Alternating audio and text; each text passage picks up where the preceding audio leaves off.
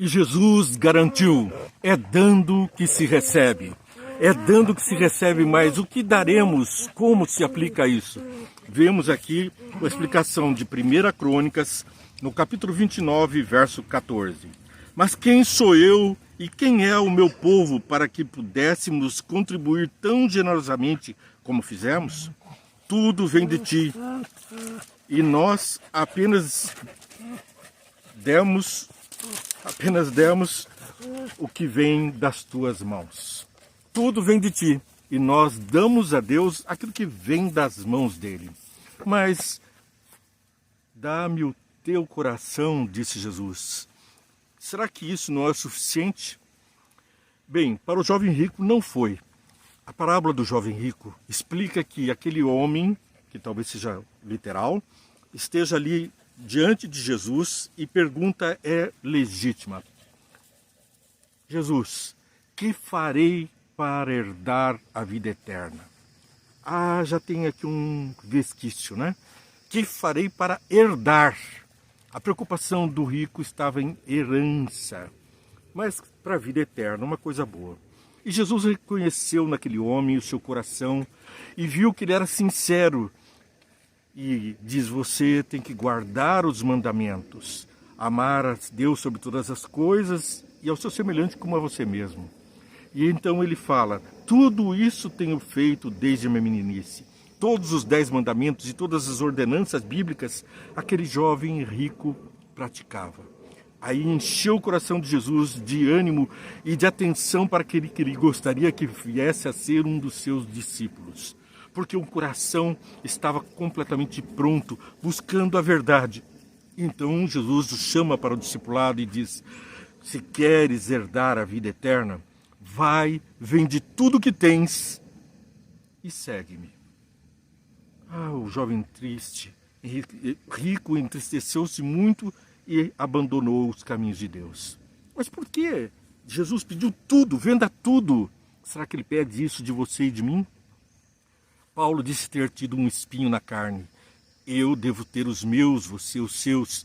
E nós precisamos arrancar esses espinhos. Para o jovem rico, era a riqueza. Estava prendendo ele ao mundo. Tanto que ele estava preocupado com a herança. E Jesus ali queria desatar os nós que o diabo tinha colocado na vida daquele jovem. Estava preso demais aos bens materiais. O seu ouro, a sua prata pesavam tanto que ele não poderia subir aos céus. Ele estaria preso às suas próprias paixões. Qual é a sua paixão? Bem, é dela que nós precisamos nos livrar. E nós vemos que pactos de obediência entre Deus e o homem são do cotidiano, da história, da comunhão, da história do homem com Deus. Quando o homem obedece, prospera.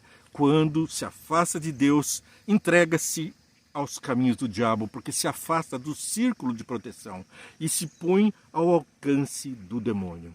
Bom, ele pesca o homem como um anzol através daquilo que ele mais deseja, daquilo que está prendendo ele a esse mundo. O que é o teu anzol? Qual é a isca que Satanás colocou no anzol para te fisgar? Você tem que se livrar rapidinho disso. E o convite de hoje é as bênçãos que vêm através da obediência, especialmente em relação à vida financeira, que é o tema que estamos estudando durante esses 3 meses. Uma educação para o crente ser próspero na vida financeira e na vida espiritual. Bem, Malaquias é especialista nisso, o livro da Bíblia, lá no seu capítulo 3, vou ler do verso 7 até o verso 11. Vou ler o 6 também. De fato, eu, o Senhor, não mudo. Por isso vocês, descendentes de Jacó, não foram destruídos. Desde o tempo dos seus antepassados, vocês se desviaram dos meus decretos e não lhes obedeceram. Voltem para mim e eu voltarei para vocês, diz o Senhor dos Exércitos. Mas vocês perguntam, como voltaremos? Essa é uma pergunta que eu me fiz ao estudar sobre esse tema hoje.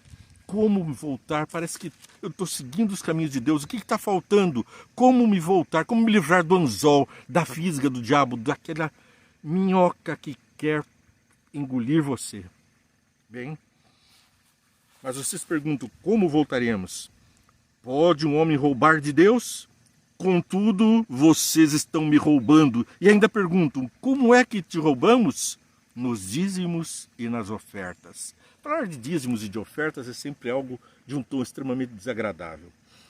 A palavra de Deus diz que nos últimos dias, Jesus diz que nos últimos dias, os homens teriam aparência de bondade, mas negariam a eficácia. Assim nós vemos ONGs, departamentos do governo, pessoas fazendo caridade e postando nas mídias sociais.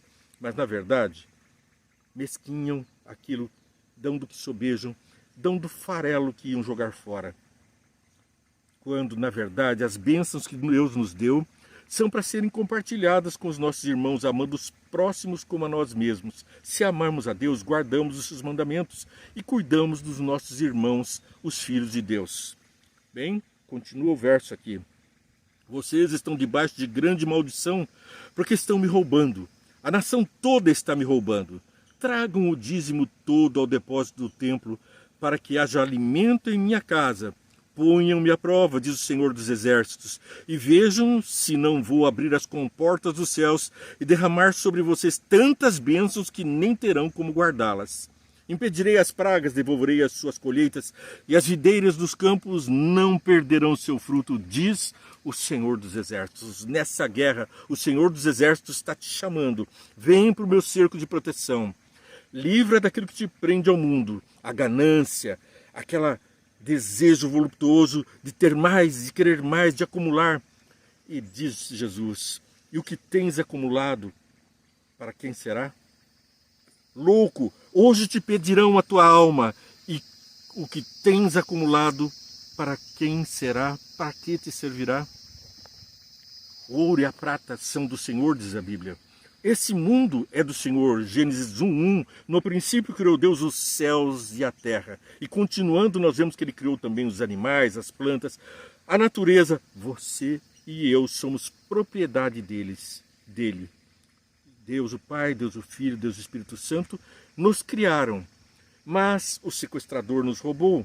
E agora Ele coloca no nosso coração cardos e espinhos e abrolhos a cultivar um desejo egoísta, egocêntrico, que nos afasta do Espírito dos céus, porque mesmo Deus deu seu Filho amado por nós.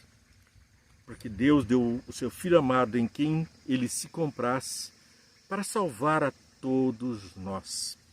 Bom, seguindo no nosso estudo, Malaquias 3:10 repete: tragam o dízimo todo ao depósito do templo, para que haja alimento em minha casa. Ponham-no à prova, diz o Senhor dos Exércitos.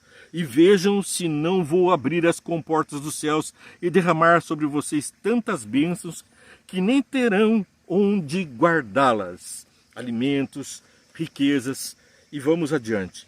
Ellen White, no livro Conselho sobre Mordomia, na página 53, trouxe esse parágrafo que eu achei bastante interessante.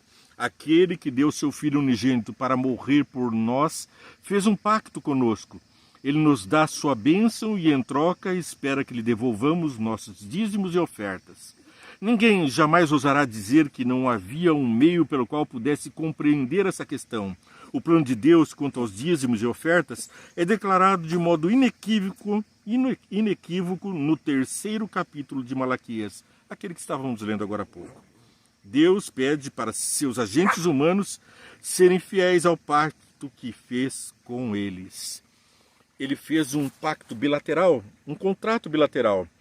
Eu te abençoo se você trouxer os dízimos e as ofertas, para abençoar também aqueles que pregam o Evangelho, aqueles que estão carentes, aqueles que estão necessitados, para que a pregação do Evangelho alcance o mundo. E isso você pode fazer agora mesmo, curtindo e compartilhando essa mensagem. Você digita aí, #VEntende, e compartilha esse link com as pessoas. Elas vão clicar e vão ser direcionadas a uma das nossas mais de 3.000 mensagens na mídia social da sua preferência. E assim nós estamos também envolvidos com aquela obra da salvação do próximo, o ministério da salvação. Você é nosso convidado, vê, entende, curte e compartilha. Mas temos ainda mais um trecho da Bíblia com o qual nós queremos ter também intimidade. 2 Crônicas 31, verso 5. Assim que se divulgou essa ordem, os israelitas deram com generosidade o melhor do trigo, do vinho, do óleo, do mel e de tudo que os campos produziam.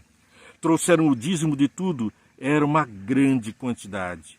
Então, obedecendo, veio a prosperidade.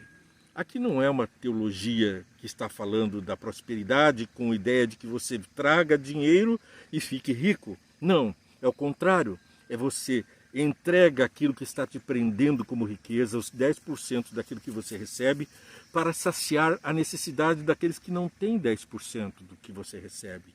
Daqueles que não têm o que comer, o que beber, não têm a palavra de Deus para poder ser pregada. E assim você contribui com um pouco do que Deus lhe deu, para que o mundo se aproxime mais de Deus. Torna sua vida mais leve e você está mais próximo de Deus ao amar o seu semelhante, quando obedece a Jesus. Ama o teu próximo como a ti mesmo e a Deus sobre todas as coisas. Deus te abençoe muito, vamos orar? Pai querido, as suas mensagens sempre me surpreendem e muitas vezes nós não queremos atentar para os seus comandos, os seus conselhos. Sabemos que o Senhor quer o melhor para nós e se o Senhor pede que devolvamos do que recebemos esses 10% do dízimo, as ofertas, que nós atendamos às necessidades dos pobres, as pessoas que estão precisando de um consolo, de um carinho, de uma mensagem e mesmo de bens materiais, nós queremos vesti-lo, Senhor, como o Senhor disse, a quem deu uma roupa a um desses pequeninos, a mim me vestiste. A quem deste de comer, a mim deste de comer. A quem deste água, a mim deste de beber. A quem visitou na doença, na prisão, a mim o fizeste. Então, Senhor, nós queremos estar preparados para atender essa sua pregação e sermos semelhante a Ti, que entregou a própria vida por amor a nós. Guarda-nos do mal e abençoa todos que estão assistindo. Que essa mensagem não seja terrorista para nós, mas seja um fardo leve, um jugo suave. Em nome de Jesus. Amém. Deus te abençoe muito.